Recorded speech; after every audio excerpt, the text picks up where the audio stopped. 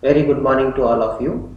So last time we have discussed for what type of matrices we can have decomposition, okay, of type A is equals to LU. Okay. So what we have discussed is last time. So for a given matrix, so you have been given a matrix A. So a matrix is given of order n cross n.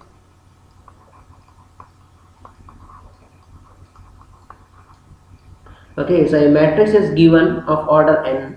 Okay, so that question was when you can write A is equals to L into U, okay, is possible. Okay, when A equal to L into U is possible. And the second question was when A is equals to L into L transpose is possible. So I hope you can follow up the notations. L denotes for lower triangular matrix, U denotes for upper triangular matrix.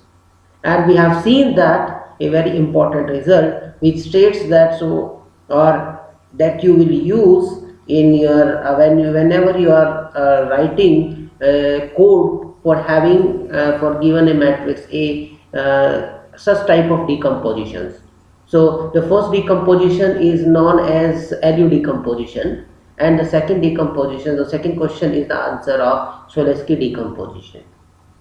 So for the question 1, okay, what we have to check is you have to see whether all leading principal minors of order k are non-singular. Okay, so for k is equals to 1, 2, 3 and so on till n. Okay, so you need to check. So AK denotes the principal minor of order k, leading principal minor of order k, and you need to check that whether they are all are non-singular or not. Okay, so means if this is possible, then you can have A is equals to L into U. Okay, so this was the first result what we have seen, and the second result for say Cholesky decomposition, if if all leading principal minors are greater than 0 for each k is equals to 1, 2, 2 to n. Okay, yes, we have here and A is real and A is equals to A transpose. Okay, and A is real. So you can check that whether A is symmetric or every entry of the matrix A is real. Okay, then further you need to check that all the leading principal minors of order k, okay, are strictly positive. So whenever you are finding the determinant of leading principal minor, so that will be always strictly positive. Then you can always able to find A is equals to L into L transpose. So such type of decomposition is unique. So L into L transpose, you will find that you can show that there will not be exist any other lower triangular matrix such that it is L1 into L. So this L is unique here. Okay, similarly for the previous result, if you talk about Dirichlet's decomposition, so if you wish to find Dirichlet's decomposition, that is unique. If you want to find Kraut's decomposition, that is also unique. Okay, Cholesky decomposition also can be shown unique, but it is again I am going to state that A is equals to L into U is not a unique decomposition.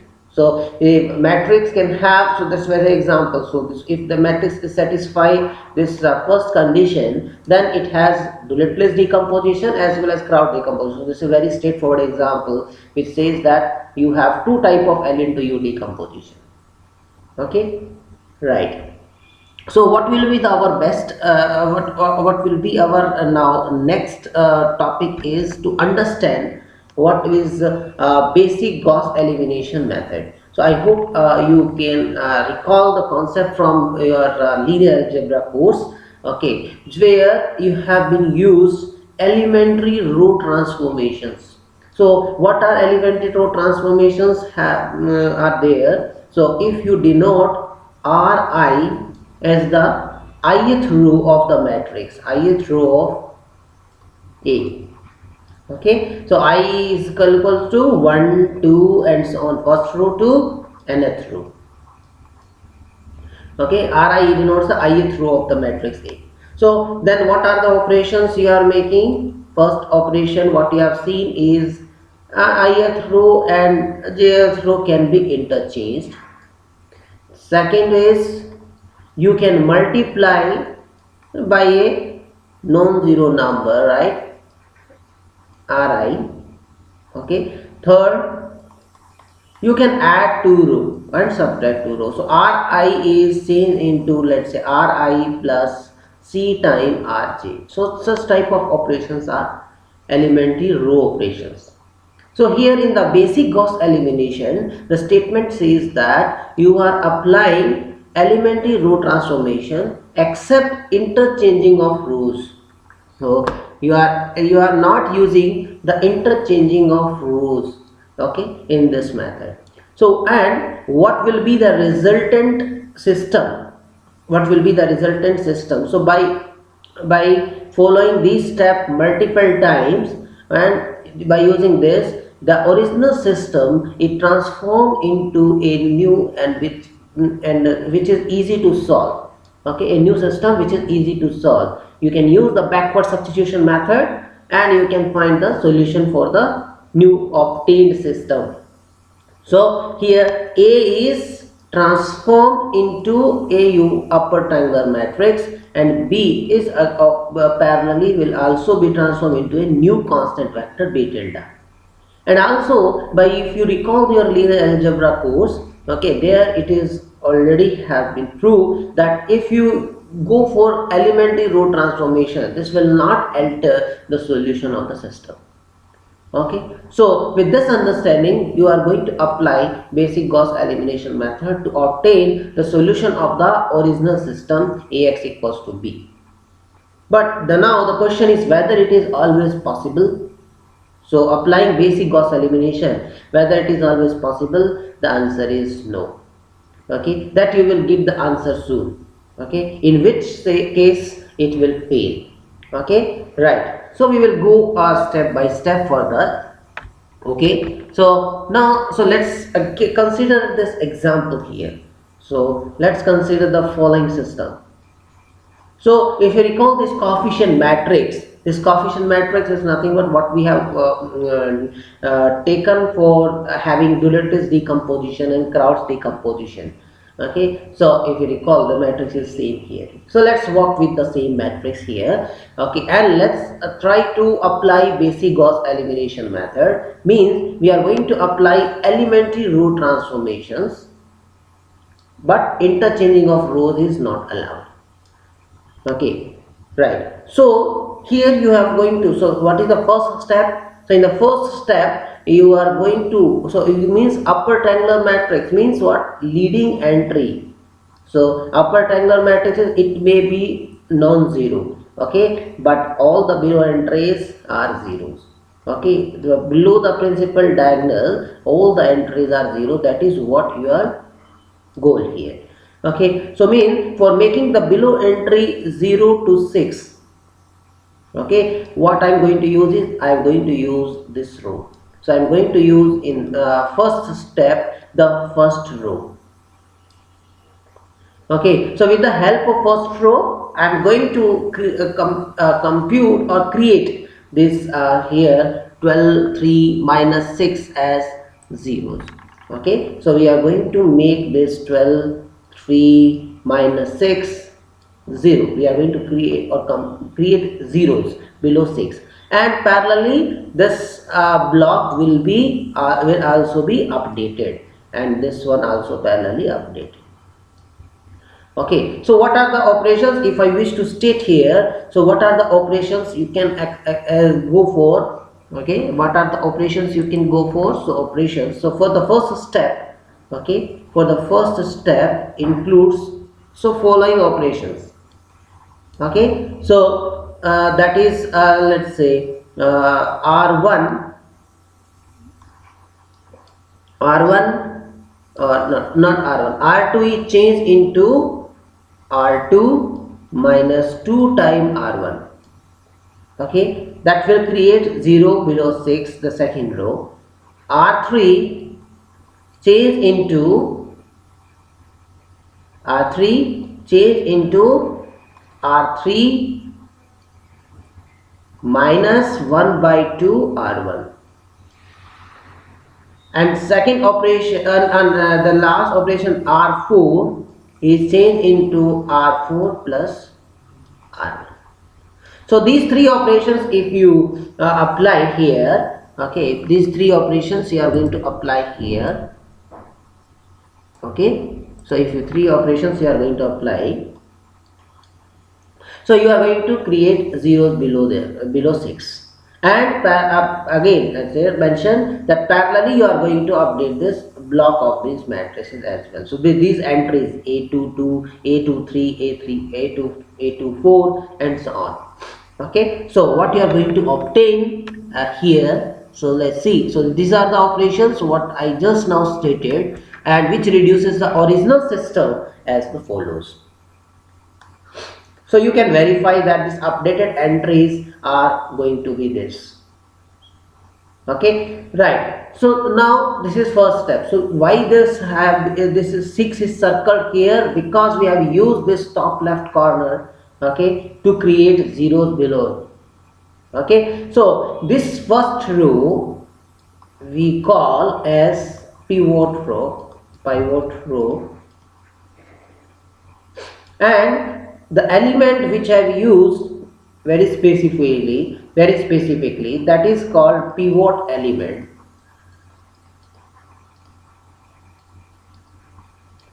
Okay, and the multipliers, okay, so you are going to subtract. So multipliers here are 2, 1 by 2 and minus 1.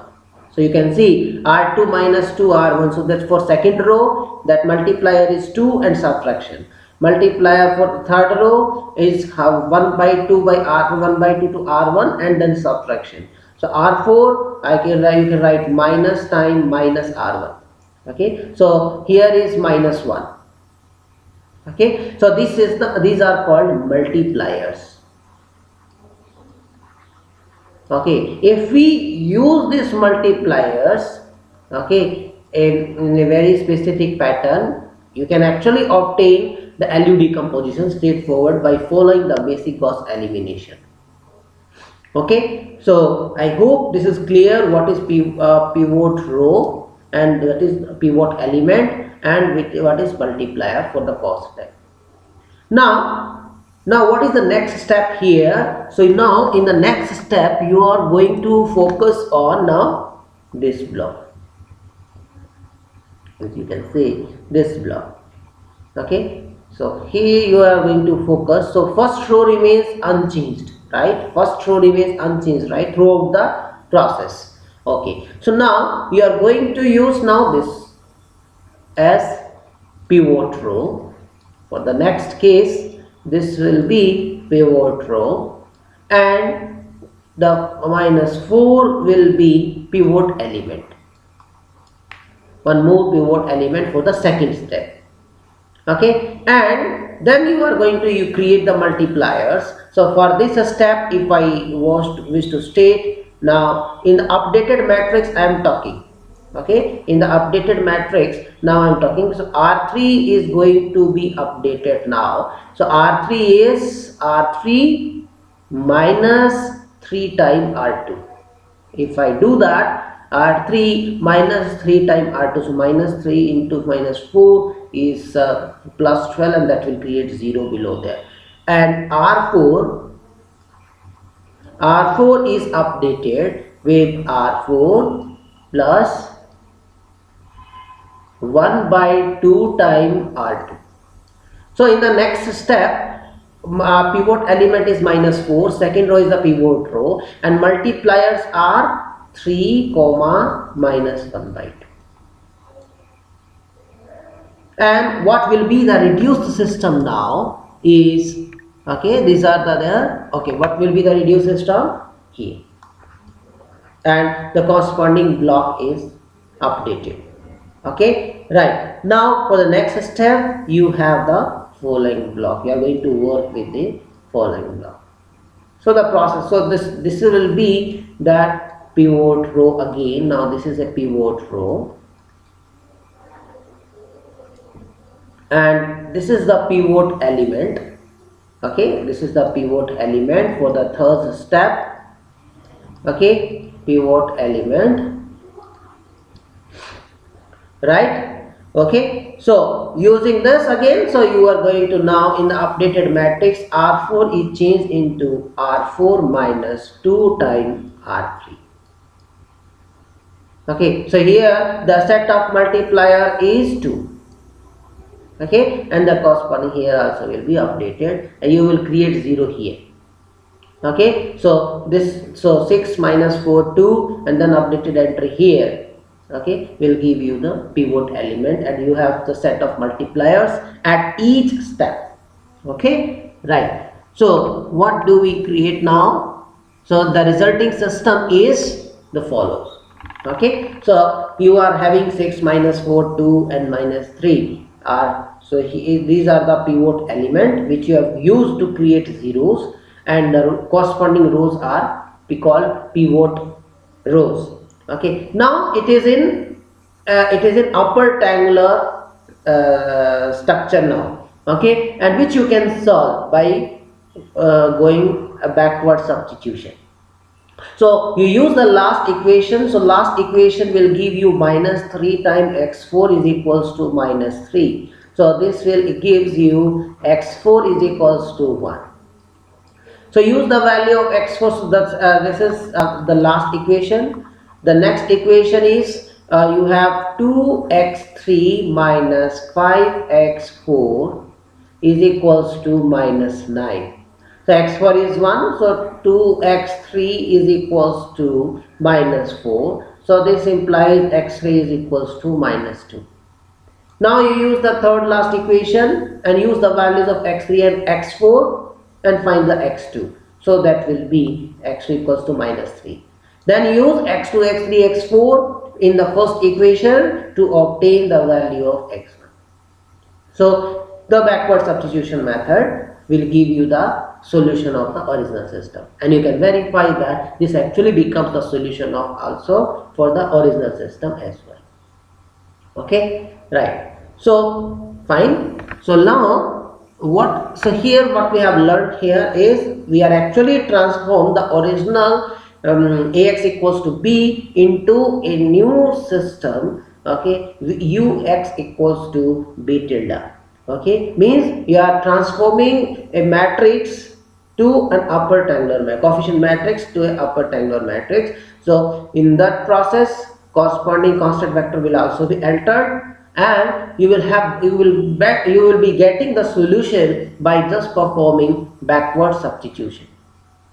Okay, right. But again, the now it's just now means before starting I have made it clear that it is not possible for every given matrix A. Okay, so there are disadvantages of this. Okay, right. So that we are going to discuss with the examples now. Okay, right. So what is here is, so we have already stated this first row was used in the process and remains unchanged. So in step 1, the row 1 is referred as the pivot row. Okay, the corresponding multipliers has also been noted. Okay, and 6 is used. So why we call 6 as a pivot element, we have also stated that. Okay, right?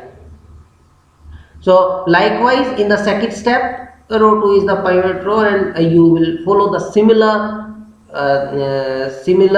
pattern.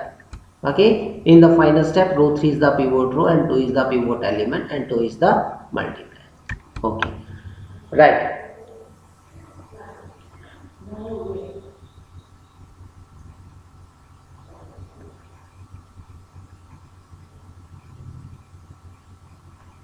Okay, so now let's discuss the disadvantage of this. So the entire process of basic cost elimination method breaks down if any one of the pivot element is 0. If you go back and check, so if suddenly pivot element becomes 0, then how would you proceed for creating zeros below them? It is nowhere possible. For example, you can see the following example here. Okay, so this example shows that without it, if you are not allowed to interchange of rows, if you are not allowed to interchange of rows, okay, you can't apply basic Gauss elimination method because you can't create zero here by using this zero. There is no way. Okay, so the basic Gauss elimination method breaks down here. So if the pivot element is 0. Okay, the second statement says that indeed this method fails on systems that are in fact easy to solve. So means there are certain also cases where this pivot element is non-zero, but still you are that basic Gauss elimination method will break down. So let's consider example for that.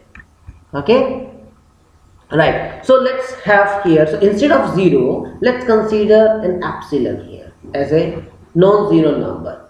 Okay, but it is understood that epsilon is very far from 1. Means it's closer to epsilon is, let's say, greater than 0, and epsilon is very far from 1. Okay, so if you wish to see how it will why this basic Gauss elimination method fails here, let us see and let us follow this.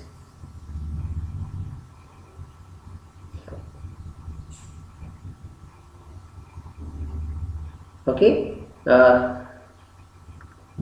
right. So we have the example is this is a second example. So you have epsilon 1 1 1 x1 x2 is equals to 1 and 2. So see, epsilon is non-zero number, so I will just use the first row as a pivot row and epsilon as a pivot element. So R2 I will make it R2 minus 1 by epsilon R1. So if I use this, what is happening here is, so what is the new system is epsilon 1 0 1 minus epsilon inverse. Okay, right? Okay, x1 x2 is equals to 1, first entry is here as it is, and another end is 2 minus epsilon inverse updated one,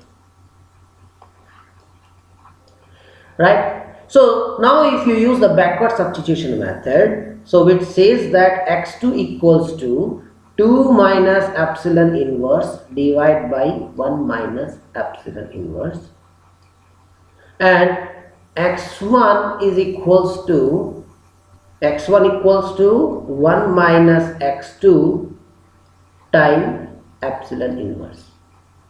Now look at here. So in the machine, so as it is considered that epsilon is very far from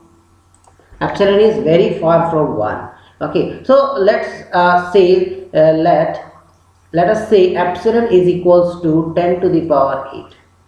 10 to the power minus 8. So this will imply 1 epsilon inverse is 10 to the power 8. And if I wish to write is in a normalized scientific notation, so epsilon inverse is equals to, I can write 0.1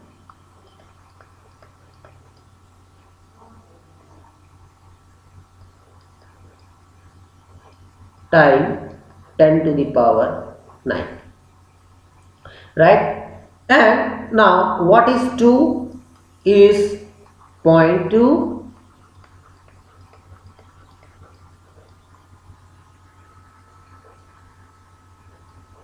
time 10 to the power 1, right? But I wish to write in the same with the same exponent. So this is equals to 0.000000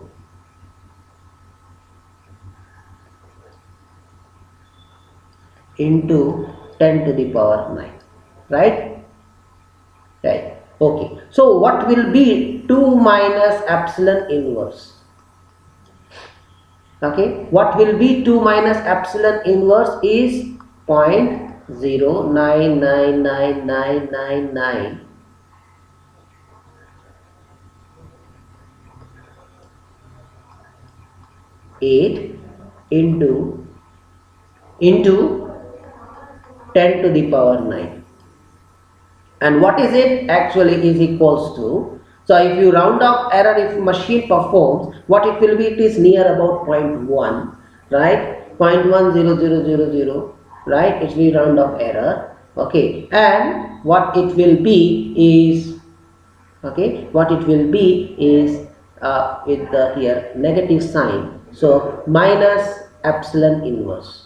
So approximately, if you use this machine with say 8 decimal places, okay, right. Similarly, you can show that in that machine 1 minus epsilon inverse is also approximately minus epsilon inverse. So x2 will give you result value is 1. So if x2 is 1, x1 will come out as 0, right? 1 minus 1 is 0. But you can verify that this is not actually the solution of the system. Okay, so you substitute x1 is equals to 0 and x2 equals to 1. So that is not satisfying the system. That is not satisfying the original system. So you are getting a wrong solution. Okay, right. Not only here, so you can verify that, okay, you can verify that this is not a solution. So x1 equal to 0, okay, because it will not satisfy the second equation. Okay, right. Okay, so if you interchange the rows, okay, if you interchange the rows, what will happen? If you interchange the rows, so interchanging, if you allow the interchanging, if you allow, let's say it is allowed, then if I wish to discuss the previous example, so what I will have is 1 epsilon 1 x1 x2, that is equals to 2 1. Now you apply the basic Gauss elimination, that is R2 minus epsilon time R1.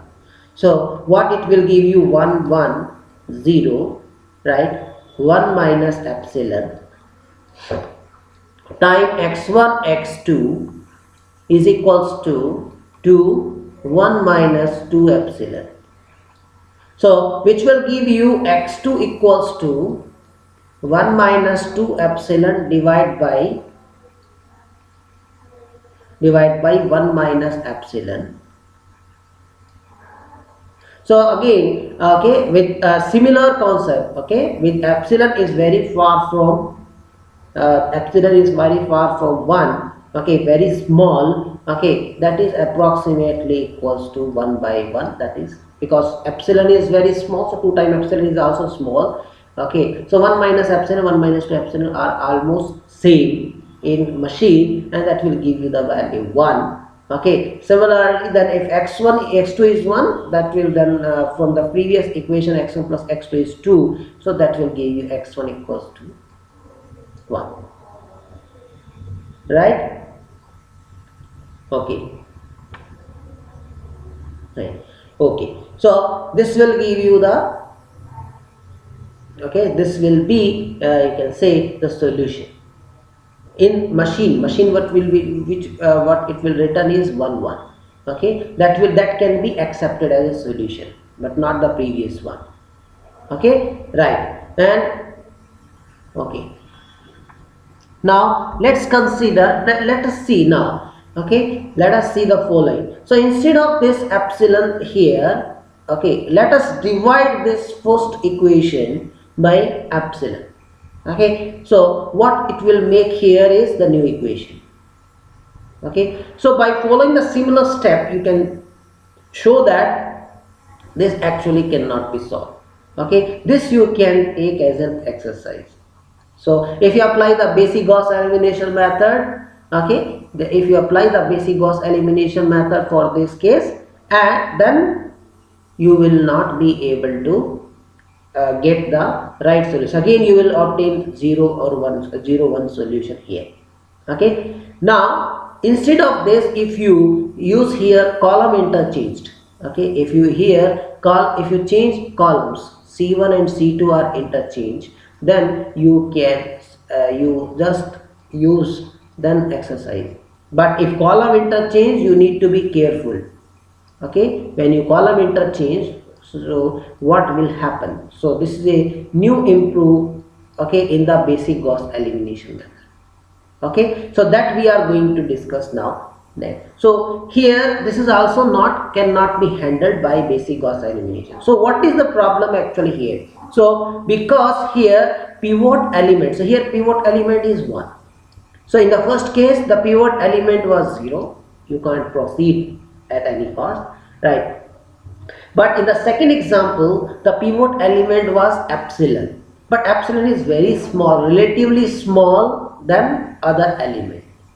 Okay, and in the third case, the pivot element is non-zero, it is 1, but it is again relatively small with the other entries. Okay, because epsilon inverse is very large. Epsilon is very far from 1 means 1 by epsilon will become very large from 1, away from 1. Okay, so this is what the problem is happening here. Okay, so how to fix them, okay, or how to improvise the basic Gauss elimination method, we are going to follow the following thing. Okay, so we are going to adopt two pivoting strategies. One is called partial pivoting, another is called complete pivoting strategies. So we are going to follow now. Okay, so partial pivoting says if only row interchanging is used. So when you are applying for partial pivoting, you are supposed to use only row interchange, not column interchange. It is used to bring the pivot element. So how will you use, when you will use the row interchange? Only to bring the pivot element of the largest magnitude, means you have to see absolute value, whether it is with negative sign or positive sign, doesn't matter. We pivot element of the largest magnitude of the pivot column at each step. Then the process is known as partial pivoting.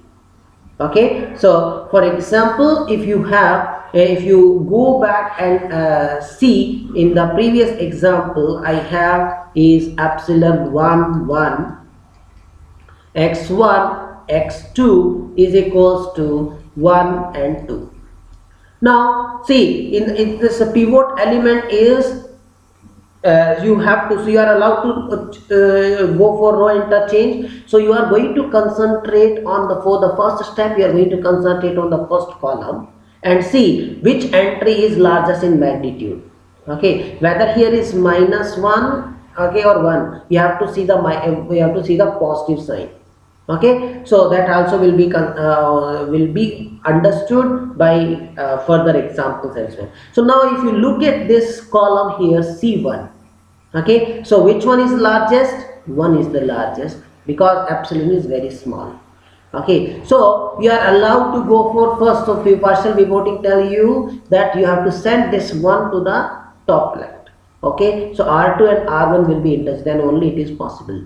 Okay, right. So similarly, this is one example. Okay, we are going to move further. So you are going to concentrate here in first column. Okay, then after perform the basic Gauss elimination step. Then in the next step, you are going to focus on the from the second row to second row to last row, okay, that block, okay, and that we are going to see, okay, with the example how will you proceed the step further, okay. But however, in the complete pivoting strategy, what you are going to do, however, in the complete pivoting strategies, you are allowed to row interchanging row and column both, okay. So means you are going to search in the entire matrix which entry is largest in magnitude, and then you are supposed to bring it in the top left corner of the matrix. So if I recall in the previous case here, so I had is 1 epsilon inverse 1 1 x1 x2 is equals to epsilon inverse, and that is 2. Now if you search here in this matrix, so epsilon inverse, epsilon is very far, right, okay, very far from 1, it's largest from 1, so c1 and c2 need to be interchanged, okay. So when you perform the row interchange, there is, if you look closely, there is no effect is happening on unknown vector, only interchange is only happening in constant vector b, okay. Because suppose I interchange this first row and second row, the parallelly the first and second row, first element and second element of the constant vector b also will be changed, but there will not be change in the unknown vector x, okay. So now, but when you apply the column interchange, so this is c1 and this is c2, I am going to apply interchange of this. So there will not be enter anything on the constant vector, there will be enter in the sequence of unknown vector. So when you interchange c1 and c2, so x2 and x1 position will be interchanged, okay, second row and second rows, okay, second row and first row, okay. So further you will understand, okay, by looking at examples, okay, how will you adopt these strategies for large matrices, okay. So after bringing the pivot element of the largest magnitude at the top left, okay, of the at each step, okay, you are going to apply basic Gauss elimination, okay, right. Let's understood by an examples now. So I just focus an example, basic Gauss elimination step, you can move. So here this is the example here, okay. So this is the example we have considered, and now focus on the first column. In the first step you have to focus on the first column. So if you focus on the first column, which one is the largest is 3. So I'm going to use the partial pivoting, I'm not going to use first complete pivoting, so we are going to use first partial pivoting. So if you look at in the first column, which one is the largest is 3, so I wish to make it pivot element, so means I have to bring it in the first row. So what I will, my first step will be r1 and r2 are interchanged. This is my first step. So parallelly this will also be interchanged. So only effect on B and the coefficient matrix. So that is the first step here. So right, and then apply basic Gauss elimination. Okay. So what it will give you is, so this is the pivot row now, pivot element, this is pivot element, okay, and then you have created zeros by applying Gauss elimination method. Now the next step you have to focus on again this block, okay, and now look at the first column here, okay, you have to look at this column now, okay, and now see which one is here, which one is largest in magnitude. So you can say 0 is greater than -1, yes, true, but we are looking at in magnitude sense. So 0 magnitude is 0 and -1 magnitude is 1. So which one is largest is 1. 1 is greater than 0. So this will be the next pivot element for us. So in the next step you are going to interchange now R2 and R3, and then you apply the basic Gauss elimination. In the partial pivoting you are only focused in the first column or at each submatrix. So what will happen is now, okay, and apply the Gauss elimination method here. Okay, so and so we have brought this -1 in its pivotal position and apply the basic Gauss elimination, right? Okay, and then apply now basic you apply the backward substitution method to find out the solution. Okay, so the solution of the above system will be, you can verify by using backward substitution. The solution is this. Okay, right. So if in the same matrix, if I wish to apply complete pivoting, okay, if I wish to apply complete pivoting, so this is an example here. I wish to apply complete pivoting in the following system. Now you have to search in the entire matrix. You have to put the search in the entire matrix and see which one is the largest in magnitude. And if you bit careful, it is this. So here, so you wish to bring it into the pivotal position. So how would you bring it? So you have to, first step is C1 and C3 are interchanged. There is no change in C2. So what will happen? There is nothing change in the constant vector, but here will be change. Means C1 and C3 are interchanged. So now this new constant vector will be x3 and x1 will be interchanged and x2 remain same. So you need to go parallelly like this. Okay, then you apply the basic Gauss elimination for this first step.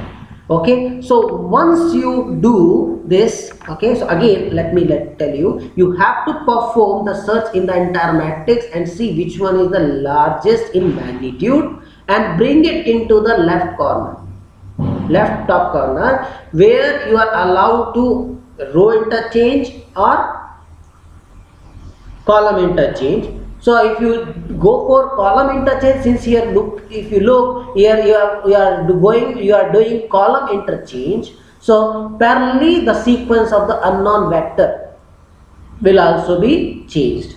If you go for, if you are required to go for a row interchange, then you are supposed to change in the constant vector. Okay, parallelly. There is no change in the sequence of the unknown vector. So you have to keep in that mind. Okay, right. So with this, okay, so with this you apply the first step now. So largest in the matrix is not in pivotal position, hence C1 and C3 are interchanged, and you apply. So this is the new system, and here you see the unknown vector is also updated. Okay, unknown vector is also updated. Okay, right. Now apply the basic Gauss elimination. So what will happen is here, so you will be obtain the following system that you can verify. Now this remain unchanged. Now this is a pivot row for the first step. Now you are going to focus on this block for the second step. So here you are going to search in the coefficient this matrix, and you see which one is largest in magnitude. So if you see the largest in magnitude, so 1 by 4 magnitude is 1 by 4, minus 1 by 4 magnitude is 1 by 4, minus 5 by 4 magnitude is 5 by 4. So if you look at in the largest in magnitude sense, this is the largest among all here in this block. Okay, so you are going to bring it into pivotal position. So here you are going to, so means you are going to allow only interchange of rows, right? That is only required. So R2 and R3 are interchanged, and then you perform the basic Gauss elimination. Okay, got it? So the next step you are going to focus on, this sub matrix of order 2. Okay, this here. Okay, and the next pivotal element is this, because it is largest in magnitude in this block. Okay, magnitude sense with positive sign. You have to forget about minus. Okay, and then you bring it into pivotal position, means here, so means only row interchange is required. So this is the step you need to follow, and then apply the basic Gauss elimination to create zeros.